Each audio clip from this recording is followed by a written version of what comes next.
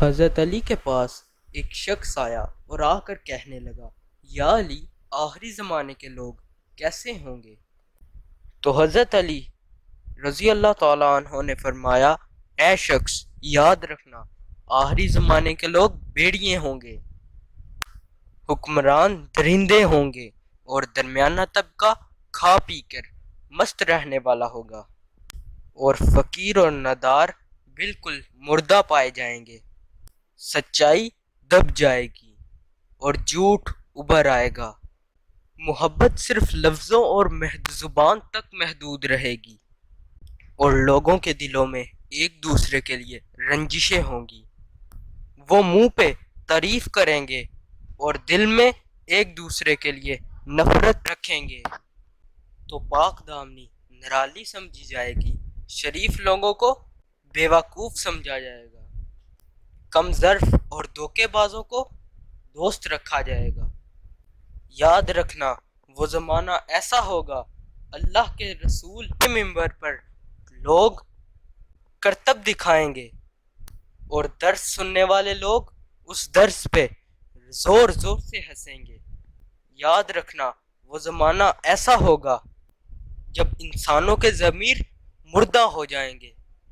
انسانوں کے نزدیک سوائے دولت اور خواہشات کے کچھ واضح نہ ہوگا۔ ہر انسان کی شخصیت کو دولت کے ترازو میں تولیں گے۔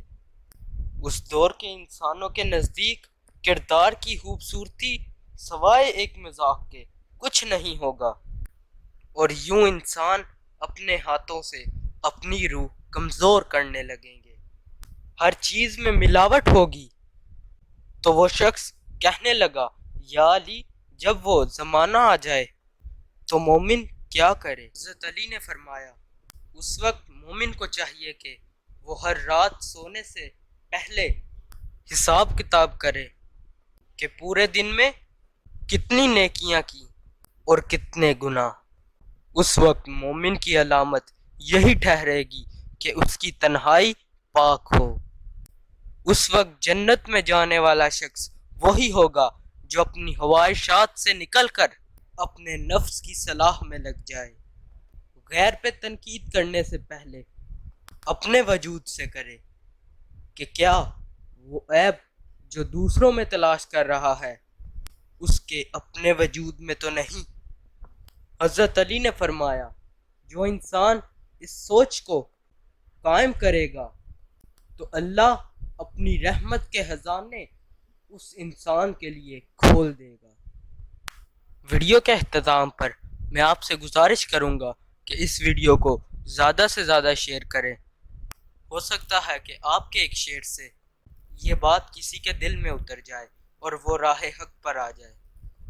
اگر آپ کو یہ پیغام اچھا لگا اور میری ویڈیو پسند آئی تو اسے لائک کریے گا، کومنٹ میں اس ویڈیو کے بارے میں مجھے بتائیے گا، اور میری تمام ویڈیو وقت پر حاصل کرنے کے لیے نوٹیفیکیشن بیل آن کر لیجیے۔ السلام علیکم۔